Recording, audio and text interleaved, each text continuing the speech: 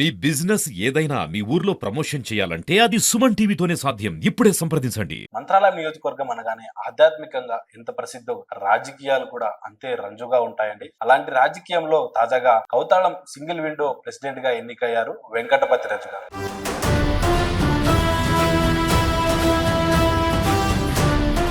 రాజకీయాల గురించి మాట్లాడితే సార్, వెంకటపతి రాజు గారు ప్రస్తుతం ఎవరి వర్గం అంటే ఏం చెప్తారు? మేము అధిష్టానం ఏదైతే సూచిస్తుందో అదే బాటలో నడుస్తాం. మాకైతే వర్గాలు ఉండవు.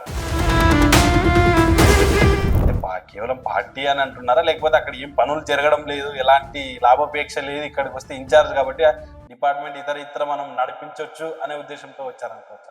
అటువంటిది ఏం లేదు. మాకు లాభాపేక్ష లేని రాజకీయాలే చేస్తాం మేము. రాజకీయానికి విషయానికి వస్తే రాష్ట్రంలో కూటమి వేవ్ ఉంది సార్. 175 నియోజకవర్గాల్లో మాక్సిమం 164 నియోజకవర్గాల్లో వేవ్ ఉంది. కానీ మంత్రాలయం నియోజకవర్గంలో ఆ వేవ్ పని చేయలేదు. కారణం ఏంటంటే దీనికి అనేక కారణాలు. వైసీపీ నుంచి ఒకేసారి రావడం, ఎస్పెషల్లీ మంత్రాలయం నియోజకవర్గంలో దట్టు కౌతాళం ఈ ఏరియాలో ఇంకా మరింత ఎక్కువ ఉంది అనేది నా. మీరు ఇప్పుడు ఆదోన్లో కూడా విచారించండి. హాయ్, హలో, నమస్తే, వెల్కమ్ టు సుమన్ టీవీ. నేను మీ మంత్రాలయం నియోజకవర్గం అనగానే ఆధ్యాత్మికంగా ఎంత ప్రసిద్ధో రాజకీయాలు కూడా అంతే రంజుగా ఉంటాయండి మంత్రాలయం నియోజకవర్గంలో. అలాంటి రాజకీయంలో తాజాగా కౌతాళం సింగిల్ విండో ప్రెసిడెంట్ గా ఎన్నికయ్యారు వెంకటపతి రాజు గారు. ప్రస్తుతం మనతో వెంకటపతి రాజు గారు ఉన్నారు. ఆయన అడిగి మరిన్ని విషయాలను తెలుసుకునే ప్రయత్నం చేద్దాం. సార్ నమస్తే. నమస్కారం. Welcome sir, welcome Suman TV programme sir. Thank you. తాజాగా కౌతాళం సింగిల్ విండో ప్రెసిడెంట్ కి ఎన్నికైనట్టు ఎలా ఫీల్ అవుతున్నారు సార్? రైతులకి సేవ చేసుకునే అవకాశం వచ్చింది కాబట్టి ఆనందంగా ఫీల్ అవుతున్నాం. బేసిక్ గా మా రైతు ఫ్యామిలీ కాబట్టి ఆ అవకాశం వచ్చినందుకు ఆనందంగానే ఫీల్ అవుతున్నాం. ఆనందంతో పాటు పర్సంటేజ్ ఏ విధంగా తీసుకుంటున్నారు? రైతులకు లోన్లు గతంలో ఉండేదండి, మీరు ఎవరినైనా విచారించవచ్చు.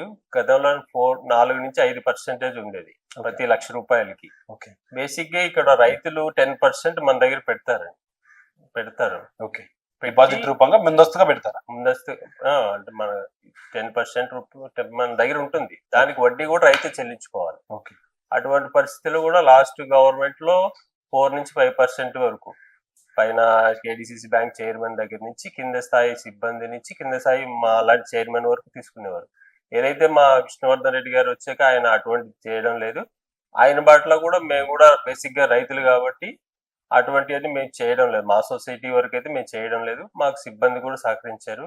ఎటువంటి పర్సెంటేజ్ లేకుండా లోన్స్ అయితే ఇస్తున్నాం. అంటే గతంలో నాయకులు తీసుకున్నారంటారు, కానీ మీరు ఇప్పుడు తీసుకోవడం లేదంటే గ్యారంటీ ఏంటంటారు? ఎవరినైనా విచారించవచ్చు. కస్టమర్లు ఉంటారు, ఫోన్ నెంబర్స్ ఉంటాయి, లోన్లు కొత్తగా తీసుకున్న లోన్దారులు ఉంటారు. 6 కోట్ల రూపాయల వరకు ఇవ్వడం జరిగింది. అంటే ఇప్పటి వరకు దాదాపు ఎన్ని కోట్లు ఇచ్చారు సార్? 6 కోట్ల రూపాయలు. మేము వచ్చిన తర్వాత 6 కోట్ల రూపాయలు ఇవ్వడం. ఓకే. మీ సింగిల్ విండో విండోస్ సొసైటీలోనే. ఓకే. 6 కోట్ల రూపాయలు అంటే లోన్ల రూపంగా ఇచ్చారు సార్? లేకపోతే లోన్ రూపంగా రైతులకు సంబంధించి పంటలకు సంబంధించి లోన్లు ఇచ్చారు? లోన్ రూపంలో. ఓకే. మనం రాజకీయాల గురించి మాట్లాడితే సార్, వెంకటపతి రాజు గారు ప్రస్తుతం ఎవరి వర్గం అంటే ఏం చెప్తారు సార్? రాజకీయంగా ఇక్కడ టీడీపీలో కొన్ని వర్గాలు ఉన్నాయి. ఆ వర్గాల్లో వెంకటపతి రాజు గారు ఎవరి వర్గం? మేము అధిష్టానం ఏదైతే సూచిస్తుందో అదే బాటలో నడుస్తాం. మాకైతే వర్గాలు ఉండవు. ఇక్కడ వ్యక్తులు శాశ్వతం కాదు, పార్టీ శాశ్వతం కాబట్టి పార్టీ ఆదేశాల మేరకు ఎప్పుడు అయినా కానీ ఖచ్చితంగా పనిచేస్తాం. అంటే గతంలో వ్యక్తులు శాశ్వతం కాదంట. అంటే గతంలో ఉన్నటువంటి ఇన్ఛార్జ్ వర్గంలో క్రియాశీలకంగా ఉన్నారు. అంటే ఇప్పుడు ఎవరైతే నియోజకవర్గ స్థాయి బాధ్యతలు స్వీకరించారో ఆ వ్యక్తి క్రియాశీలకంగా ఉన్నారు. అంటే ఆయన్ని విడిచేందుకు ఇక్కడ రావాల్సి వచ్చిందంట. పార్టీ ఆదేశానుసారం మనం పార్టీ బేస్ కాబట్టి పార్టీ లైన్ లోనే మనం ఖచ్చితంగా పాటిస్తాం. వ్యక్తిగతంగా ఎవరికి ఇచ్చే వాళ్ళతో ఉన్న పరిచయాలు బట్టి వాళ్ళకి గౌరవం ఇస్తాం మేము, అంతవరకే. గాని పార్టీ ఆదేశాలు ధిక్కరించితే క్రమం అయితే మా దగ్గర ఉండదు. అంటే కేవలం పార్టీ అని అంటున్నారా, లేకపోతే అక్కడ ఏం పనులు జరగడం లేదు, ఎలాంటి లాభాపేక్ష లేదు, ఇక్కడికి వస్తే ఇన్ఛార్జ్ కాబట్టి డిపార్ట్మెంట్ ఇతర మనం నడిపించవచ్చు అనే ఉద్దేశంతో వచ్చారనుకోవచ్చు? అటువంటిది ఏం లేదు. మాకు లాభాపేక్ష లేని రాజకీయాలే చేస్తాం. మేము ఎంతో కొంత ప్రజలకు సేవ చేయాలని రావడం జరిగింది. అటువంటి ఆలోచన ఎప్పటికీ రాదు మాకు.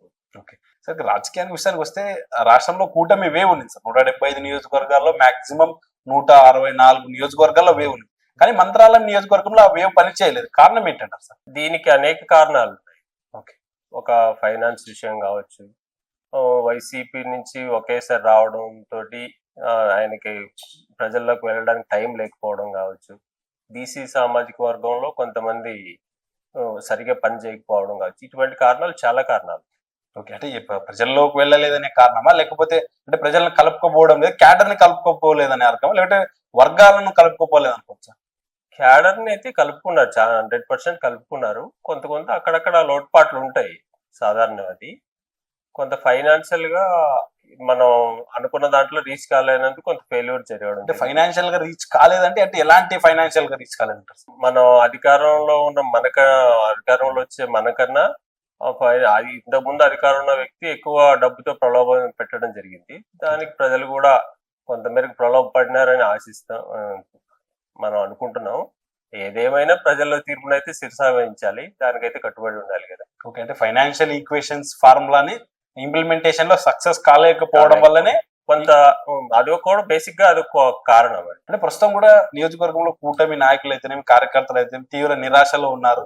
అంటే ఇబ్బందులు పడుతున్నారనే చర్చ ఉంది సార్. వాస్తవికంగా ఆ పరిస్థితులు ఉన్నాయంటారు? మన నియోజకవర్గమే కాకుండా రాష్ట్రం అంతా కూడా అది ఉంది. అంటే ఎస్పెషల్లీ మంత్రాలయం నియోజకవర్గంలో దట్టు కౌతాళం ఈ ఏరియాలో ఇంకా మరింత ఎక్కువ ఉంది అనేది నా మీరు ఇప్పుడు ఆదోన్లో కూడా విచారించండి, ఎక్కడైనా విచారించండి. టీడీపీ ఎమ్మెల్యేలు ఉన్న కాడు కూడా అదైతే ఉంది. కానీ చంద్రబాబు నాయుడు గారి సిద్ధాంతం ఏముంది? నేను అవినీతి చేయనివ్వను, చేస్తే ఊరుకోను అనేది. ఇప్పుడు కార్యకర్తలు బాగుండాలంటే వాళ్ళకి ఏదో రూపంలో దోచిపెట్టాలి. అటువంటి పని ఆయన ఎప్పుడు చేయనివ్వరు కాబట్టి కొంత అసంతృప్తి అయితే ఉంటది.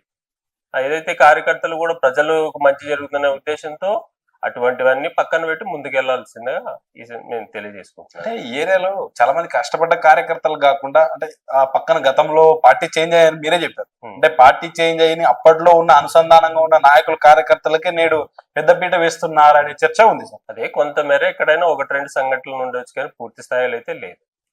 అంటే అక్కడ అడపా ఉంటుంది. అడపదడప ఉంటుంది. ఎవరు వాళ్ళ అన్నయ్యలు వాళ్ళు ఉంటారు. ఓకే. అంటే వెంకటపతి మనం రాజకీయంగా అంటే మీ వ్యక్తిగత సార్ అంటే వెంకటపతి రాజు గారు అంటే ఎప్పటి నుండి రాజకీయాల్లో ఉన్నారు? రాజకీయ నేపథ్యం ఏంటి సార్? రాజకీయ నేపథ్యం వచ్చేసి మా ఫాదర్ ఉన్నారు ఇంతకు ముందు. ఓకే. మీ ఫాదర్ పేరు? అల్లూరి ప్రసాదరాజు గారు. అల్లూరి ప్రసాదరాజు గారు. ఓకే. ఆయన మన తర్వాత మేము డిగ్రీ తర్వాత వ్యవసాయం చేసుకోవడం జరిగింది. 2013లో సింగిల్ విండో డైరెక్టర్ గా నేను నిలబెడతానని చెప్పి మన మండల పెద్దలకి తెలియజేయడం జరిగింది. ఆ క్రమంలో మనకి ఇష్టం లేకపోయినా కూడా మా నాన్నగారి ఆదేశాల మేరకు మనం పోటీ చేసి ఆ రోజు గెలవడం జరిగింది. అప్పటి నుంచి single window members director. Okay. అదే సింగిల్ విండో డైరెక్టర్ గా గతంలో ఎలక్షన్స్ ఉంటే పోటీ చేసి గెలిచామండి. ఓకే. 2013 నుంచి 19 వరకు సింగిల్ విండో ఉపాధ్యక్షులుగా కూడా పనిచేశాను. ఓకే. అంటే 19 వరకు సింగిల్ విండో ఉపాధ్యక్షులు అంటే టీడీపీ గవర్నమెంట్ లో. ఓకే. గవర్నమెంట్ రాకముందే గెలిచాం. ఓకే. 13 లోనే గెలిచాం. అపోజిషన్ లో ఉన్నప్పుడు అంటే కాంగ్రెస్ గవర్నమెంట్ లో ఉమ్మడి రాష్ట్రం సంబంధించి అంటున్నారు. ఓకే. అప్పటి నుంచి కంటిన్యూగా. ఓకే. అంటే ఎప్పుడు పార్టీ మారే ఆలోచన? ఎందుకంటే 2019 నుండి 24 వరకు వైసీపీ గవర్నమెంట్ ఉంది. ఆ మూమెంట్ లో ఎలాంటి ఆఫర్స్ అయితేనేమి వెంకటపతిరాజు గారు మా పార్టీకి రండి అని ఇలాంటి ఆఫర్స్ ఏం రాలేదంటారా? అటువంటి 2019 లో వచ్చిందండి. ఎక్కడ రమ్మని ఆఫర్ వచ్చింది సార్? మా పార్టీలోకి చేరండి అని బాలనారెడ్డి గారికి కాల్ చేశారు. ఓకే. లేదండి మేము మా ఫాదర్ దీంట్లోనే ఉన్నారు, మేము ఆయన ఆత్మ కూడా క్షోభిస్తుంది, అటువంటి పని ఎప్పుడు చేయము, మీరు ఏదైనా మంచి చేయాలనుకుంటే 100% పార్టీలకు అతీతంగా సహకరిస్తామని ఆయనకు చెప్పడం జరిగింది. ఓకే. అంటే గతంలో పార్టీలకు అంటే 19 లో జరిగింది కానీ ఆ విషయం 24 లో ఎవరు మనకు చేయలేదు. అప్పటికే ఈయన గురించి తెలిసి ఈయన ఎవరు మాట విన్నాడో ఆయన ప్రామిట్ గా ఉంటారనేది తెలుసని చాలా వరకు అందరికి. అంటే వెంకటపతిరాజు గారి కుటుంబం అంటే కౌతాళం దగ్గరలో ఒక క్యాంప్ ఏరియా అంటే ఇక్కడ స్థిరపడ్డారు అంటే ఇప్పుడే వచ్చి ఉన్నారు సార్, లేకపోతే మీ ఫ్యామిలీ నుండి ఇక్కడే ఉన్నారు? మా తాతల కాలం నుండి ఇక్కడ ఉన్నాడు. 60-70 years అవుతుంది. అంటే ఎక్కడ నుంచి మైగ్రేషన్? ఇప్పుడు మాది వెస్ట్ గోదావరి పాలకొల్లు అని ఉంటారు. పాట కూడా పాలకొల్లు. అదే దాసరి నారాయణరావు గారు, చిరంజీవి గారు, ప్రస్తుతం నిమ్మల రామారెడ్డి ఉన్నారు. అదే పాలకొల్లు. అక్కడి నుంచి మా తాతగారు రావడం జరిగింది. అప్పటి నుంచి ఇక్కడే వచ్చి అంటే ఇక్కడ వచ్చి వ్యవసాయం చేశారు సార్, లేకపోతే బిజినెస్ ఓరియంటెడ్ గా వచ్చారు? లేదండి, వ్యవసాయం. ఓకే. అప్పటి నుండి వ్యవసాయమే కంటిన్యూ చేస్తున్నారు. మేమంతా ఇక్కడే పుట్టాం, ఇక్కడే పెరిగాం. ఓకే. అంటే ఇప్పుడు కంప్లీట్ గా రైతు ఓరియంటెడ్ సార్, ఏమైనా బిజినెస్ ఓరియంటెడ్? బిజినెస్ ఏమి లేదండి, అంతా రైతు. ఓకే. అంటే సహజంగా ప్రతి ఒక్కరికి రాజకీయంగా ఒక లక్ష్యం ఉంటుంది సార్. అలాగా వెంకటపతి రాజు గారి రాజకీయ లక్ష్యం ఏంటంటారు? మనకైతే ప్రత్యేకంగా అయితే లక్ష్యం లేదు. ఏదైతే దగ్గరగా ఉండి ప్రజలకు మరింత సేవ చేసి ఏదైనా వస్తే దాన్ని సద్వినియోగం చేసుకుంటాం అనేది ఉద్దేశం. అంటే ఎలాంటి సార్ ఏదైనా వస్తే అని చెప్పడం వేరు, నాకు ఇది ఉంది దీనికోసం నేను పని చేస్తున్నానని చెప్పడం వేరు. ప్రజలు కోరుకుంటున్నారు కొంతమంది నా ప్రెసిడెంట్ గా అయితే బాగుంటది మనకు అవుతాం, కానీ మాకన్నా ఎక్కువ మంది ఫోన్ చేసి చెప్తుంటారు. వయసు అయిన వాళ్ళు కూడా 80-90 ఇయర్స్ వాళ్ళు కూడా రాజు నీలాంటి వాడు ప్రెసిడెంట్ అయితే బాగుంటుందని మన క్యారెక్టర్ మైండ్ చెప్తూ ఉంటారు. వాళ్ళు ఆ విధంగా కొంతమంది మనకు కాల్ చేసి చెప్తా ఉంటారు, మనకి ఇంటెన్షన్ లేకపోయినా కూడా చెప్తా ఉంటారు.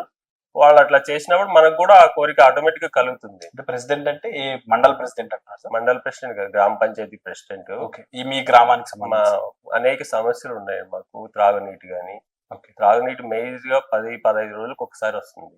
ఓకే మనం గతంలో ఏది చేసినా నిస్వార్థంగా క్వాలిటీతో చేసేవాళ్ళం, పని ఉండేది. పెన్షన్ల విషయం కానీ అందుబాటులో ఉండి చక్కగా ఎటువంటి లాభాపేక్ష లేకుండా చేసేవాళ్ళం మనం. ఓకే, అంటే కౌతాళం గ్రామ పంచాయతీ అంటున్నారా? ఇంకా కౌతాళం గ్రామ ఓకే, అంటే panchayat, major panchayat. Major panchayat okay, ఈ గ్రామ పంచాయతీకి సంబంధించి నెక్స్ట్ ఎన్నికల్లో ఇది చేయాలని చెప్పేసి ప్రజలు అనుకుంటున్నారు. అనుకుంటున్నారు. వాళ్ళ కోరిక ఆ విధంగా ఉన్నప్పుడు మనం కూడా దాన్ని రాజకీయాల్లో ఉన్నప్పుడు ఫాలో అవడం అనేది తప్పదు కదా. అంటే ప్రస్తుతం సార్ ఆంధ్ర నియోజకవర్గం అంటే టీడీపీ కార్యకర్తలు మీ కౌతాళం మండలానికే తీసుకున్నాం ఉదాహరణకు. మండలంలో కార్యకర్తలకు ఏదైనా ఇబ్బంది వచ్చినా కూడా కనీసం అధికారుల నుండి ఎలాంటి స్పందన రావడం లేదు, అధికారులు కనీసం పట్టించుకోవడం లేదు మీ కార్యకర్తలు అని చెప్పేసి అంటారు.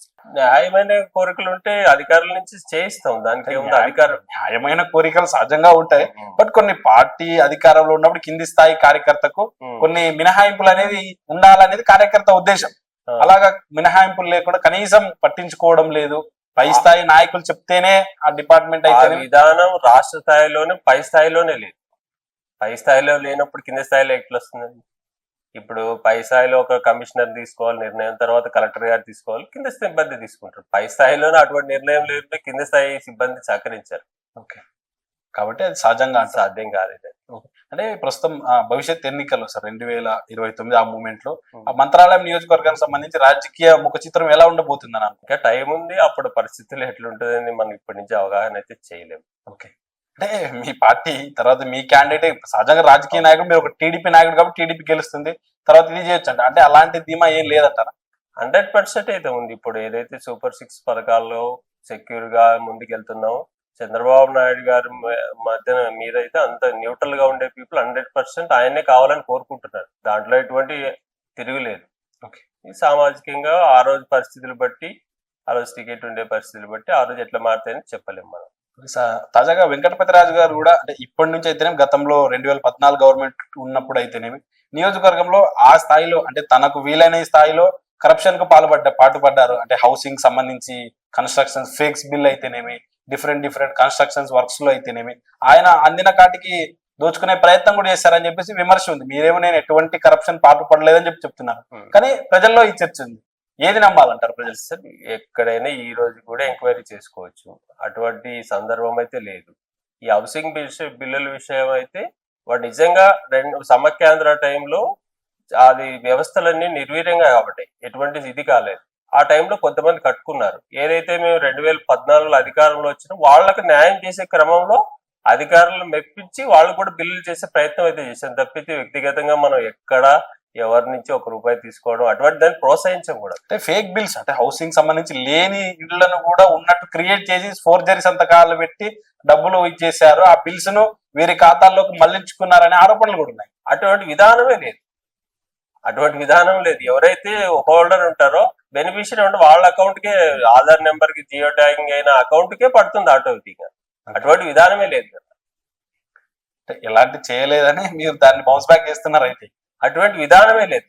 మనం మళ్ళించుకుని మన అకౌంట్ ఇస్తే కదా, మీరు ఇల్లు కట్టుకున్నారు అనుకోండి, మీ ఆధార్ కి అనుసంధానమైన అకౌంట్ ఏది ఉంటుందో దానికి ఆటోమేటిక్ గా పడుతుంది. అదే ఆధార్ అనుసంధానం సంబంధించి హౌస్ లేకున్నా కూడా ఉన్నట్టు క్రియేట్ చేసి ఆ బెనిఫిషియరీ హోల్డర్ అకౌంట్ లోకి అమౌంట్ క్రెడిట్ అయిన తర్వాత, డెబిట్ అయిన తర్వాత దాన్ని మళ్ళీ క్యాష్ రూపంగా టర్న్ ఓవర్ చేసుకోవచ్చు. సాధ్యం కాదంటారు? అది సాధ్యం కాదు. పని హౌస్ వాళ్ళు కట్టుకునే నైబర్స్ ఉంటారు, హౌస్ లేని కార్డ్ చేయడం అనేది సాధ్యం కాని పని అది. ఓకే, అంటే రేపు అంటే మేబీ నాకు తెలిసి ఎలక్షన్ కోడ్ కూడా ఇంప్లిమెంటేషన్ జరగబోతుంది సార్. అంటే స్థానిక సంస్థల ఎన్నికలు ఎలా ఉండబోతున్నాయి అంటారు మంత్రాలయం నియోజకవర్గ పరిధి? స్థానిక సంస్థల్లో అందరూ 100% టీడీపీ గెలుపొందే అవకాశాలు అయితే ఖచ్చితంగా కనపడతా ఉంది. అంటే ఎలా ధీమా వ్యక్తి, ఎందుకంటే మీ దగ్గర వర్గాలు ఉన్నాయి, అక్కడ ఫస్ట్ బలమైన క్యాండిడేట్ స్థానికంగా శాసనసభ్యులు, ఇలాంటి బలమైన వృత్తి ఉన్న నేపథ్యంలో ఎలా సాధ్యం అవుతుందంటారు?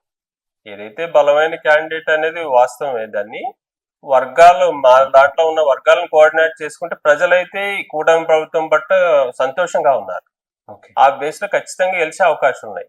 ఈ వర్గపోరును కొంచెం కుదించుకోవాల్సిన అవసరం అయితే తప్పకుండా ఉంది. అంటే ఇది ఎక్కడ నిర్లక్ష్యం ఎక్కడ జరుగుతుందంటారు? పార్టీ నిర్లక్ష్యమా లేకపోతే కింది అధిష్టానమే తీసుకోవాలి. అధిష్టానం అధిష్టానమే నిర్ణయం కూర్చోబెట్టి మాట్లాడాలి.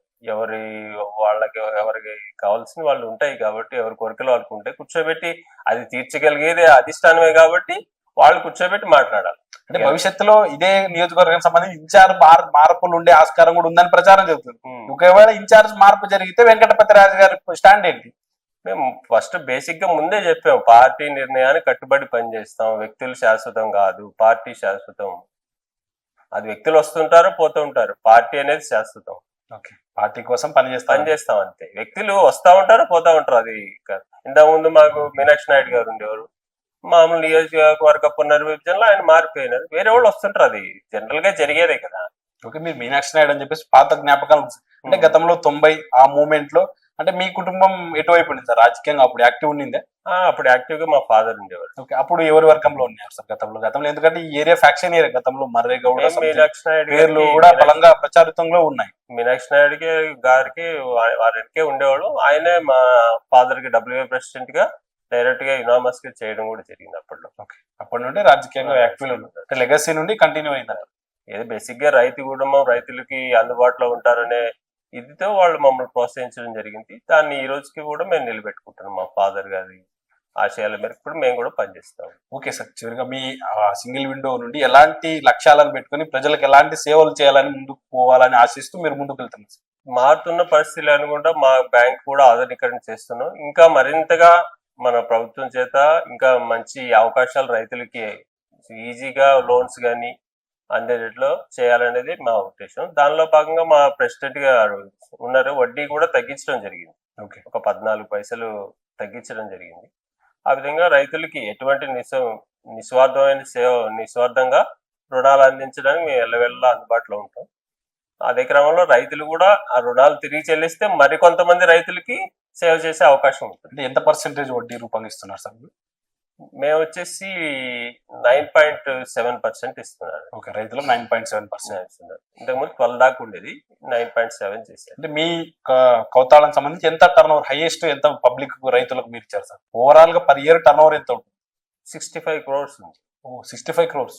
ఓకే. డిస్ట్రిక్ట్ లో లార్జెస్ట్ ఇదే. Okay. Kauthalam branch. Kauthalam. Okay.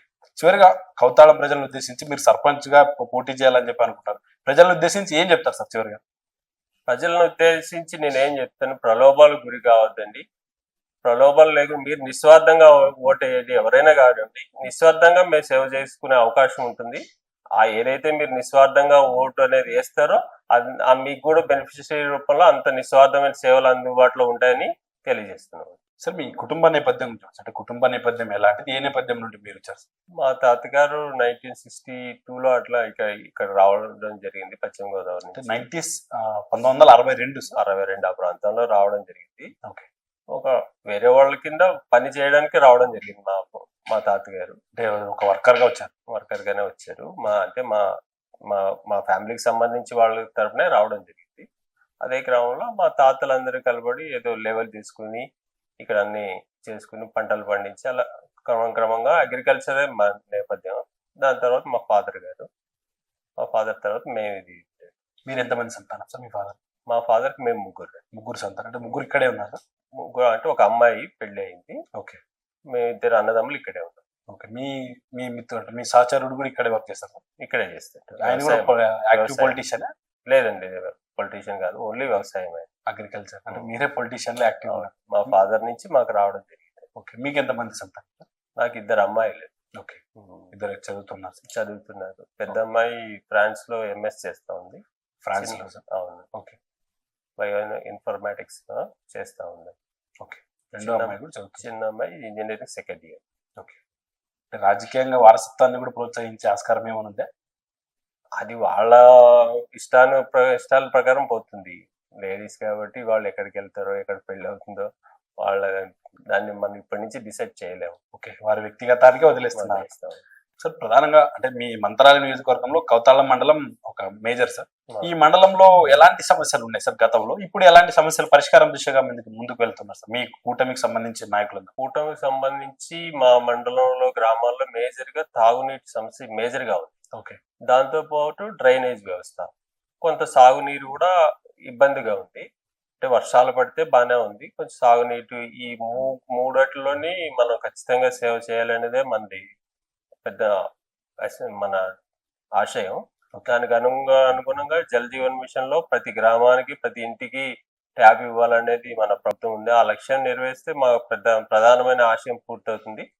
అదేవిధంగా మురికి కాలువలు కూడా, మురికి కాలువ కనీసం సీసీ రోడ్ లేకపోయినా ఒక సీసీ డ్రైనేజ్ ఉండి గ్రావెల్ అన్నా ఉంటే కొన్ని రోజులు బాగుంటున్న ఉద్దేశం. ఆ క్రమంలో కూడా పల్లె పండుగ ద్వారా కూడా మా గ్రామానికి ఇప్పటి వరకు ₹1,00,00,000 రావడం జరిగింది. మూడో విడత ఇప్పుడు నిన్న రావడం జరిగింది 70 లక్షలు, అంతకుముందు ఒక 40 లక్షలు, కోటి 13 లక్షల రూపాయలు రావడం జరిగింది. జేజేఎం ద్వారా సార్? జేజేఎం కాదు, పల్లె పండుగ ద్వారా. ఓకే. జేజేఎం ద్వారా ఇప్పుడు ఫైనాన్స్ మన బడ్జెట్ లో ఫైనాన్స్ అలికేషన్ జరిగినాయి.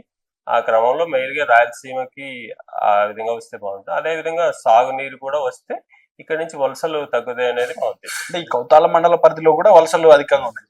వలసలు మామూలుగా మంత్రాలయం నియోజకవర్గం అంటే కోసిగి మండలం, పెద్ద కడువూరు, తర్వాత మంత్రాలయం మండలాలు ఎక్కువ ఉంటారు. ఇది ఏరియా ఇక్కడ సాగుకు అనుగుణంగా ఉంటుంది. కొంత రివర్ ఎల్ఎల్సి ఉన్నా కొంతమేర ఇక్కడ కూడా ఉంది. కొన్ని గ్రామాలకి లేవు, ఆ రివర్ లేదు, ఎల్ఎల్సి నీళ్లు కూడా అందుబాటులో లేవు. ఆ గ్రామాల్లో కొంచెం ఎక్కువ ఉంది. కర్ణాటక సరిహద్దు గ్రామాలు కాబట్టి కొంచెం బెంగళూరు అట్లా వెళ్ళడం, కూలీలు ఎక్కువ మొత్తంలో అక్కడ లభిస్తుండడం వల్ల అటువైపు కూడా వెళ్తూ ఉంటారు. ఓకే. ఇక్కడ నుంచి కూడా మైగ్రేషన్ ఎక్కువ ఉంది, జరుగుతూ ఉంది. అంటే కర్నూలు పశ్చిమ ప్రాంతం వాస్తవానికి ఇప్పటి నుండి వినడం లేదు, చాలా సంవత్సరాల నుంచి వింటున్నాం కర్నూలు పశ్చిమ ప్రాంతం వెనకబడింది. అసలు ఈ వెనకబాటు కారణం ఏంటంటారు సార్? వెనకబాటుకి మెయిన్ గా కారణం ఇక్కడ నీటి వనరులు తక్కువగా ఉండడం మెయిన్ గా. ఇప్పుడు మనకు తుంగభద్ర నది అనేది నెత్తి మీద ఉంది, తుంగభద్ర అనేది నెత్తి మీద నుండి ప్రవహిస్తుంది. కానీ ఏ నాయకులు చిత్తశుద్ధితో ఈ వాటర్ ని వినియోగించి పొలాల్లోకి మళ్లించే ప్రయత్నం చేయడం లేదు, ఎందుకంటారు? కొన్ని ప్రయత్నాలు అయితే లిఫ్ట్ ఇరిగేషన్ ద్వారా చేయడం జరిగింది. వాటి మెయింటెనెన్స్ లో కొంతమంది ఫెయిల్ అయిపోయారు. వాటి మెయింటెనెన్స్ సరిగా ఉంటే రైతులంతా సమైక్యంగా ఉండి మెయింటెనెన్స్ చేసుకుంటే ఇబ్బంది ఉండి వాటి ఫెయిల్యూర్ వల్ల అటువంటి స్కీమ్లు ఎవరు ముందుకు తీసుకెళ్ళలేకపోతున్నారు. ఏదైతే ఇప్పుడు వేదావతి ప్రాజెక్టు వాటి ద్వారా వస్తే కొంచెం మెరుగుపడే అవకాశాలు ఉన్నాయి. వేదావతి అయితే, ఆర్డిఎస్ అయితే, రాజోలి బండ, వీటన్నిటిని కంప్లీట్ చేయాలి. ఇదే మేజర్. సాగునీటి రంగానికి ప్రాధాన్యత ఇచ్చి కంప్లీట్ చేయాలి. కంప్లీట్ చేస్తే కొంతమేర వలసలు తగ్గుతాయి. హార్టికల్చర్ ని కూడా ప్రోత్సహిస్తుంది కాబట్టి ఏదైతే నీళ్లు ఉంటే వ్యవసాయంలో ఏదో పని ఉంటుంది, ఏదో సంవత్సరంలో ఏదో పని చేసుకుంటూ ఉంటారు. ఇప్పుడు 4 నెలలు పంట అవుతుంది వెళ్ళిపోతారు, ఇంక తర్వాత 8 నెలలు ఖాళీ అయింది, ఒక 4 నెలలు వలస వెళ్ళిపోతారు. కంప్లీట్ గా మైగ్రేషన్ అనేది హెవీ ఉంటుంది ఈ ఏరియాకి సంబంధించి. ఉంటుంది ఖచ్చితంగా. పిల్లలు కూడా డ్రాప్ అవుట్ అయ్యే ఆస్కారం ఉంటుంది. 100% అండి, 100%. నాకు తెలిసి దేశంలోనే అత్యంత తక్కువ లిటరసీ రేట్ ఉన్న ప్రాంతం ఈ కోసిగి ఏరియాలోనే, రాష్ట్రంలో అయితేనేమి దేశంలో అయితేనేమి. పర్టికులర్ గా ఒక ఏరియా అయితే కోసిగి ఉండేది, కానీ కొంచెం మార్పు వస్తున్నది. ఆ మార్పు పూర్తి స్థాయిలో తీసుకెళ్లాలి. ఓకే, థ్యాంక్ యూ సార్, మీ విలువైన సమయానికి ధన్యవాదాలు. ఇది వెంకటపతి రాజు గారి మాటల్లో వింటూ సింగిల్ విండో ద్వారా లోన్లు ఇస్తూ రైతులను ఆదుకునే ప్రయత్నం చేస్తున్నామని చెప్తున్నారు. ఆ భవిష్యత్ రాజకీయాల్లో కౌతాళం సంబంధించి రాజకీయంగా క్రియాశీలకంగా పోటీ చేసే ఆస్కారం ఉందని చెప్పేసి చెప్తున్నారు. ప్రజలు కూడా స్వచ్ఛందంగా వారి ఓటును వినియోగించుకోవాలని ఆయన మాటల్లోనే విన్నాం. మరో వారం మరో గెస్ట్ తో కలుద్దాం. Thank you.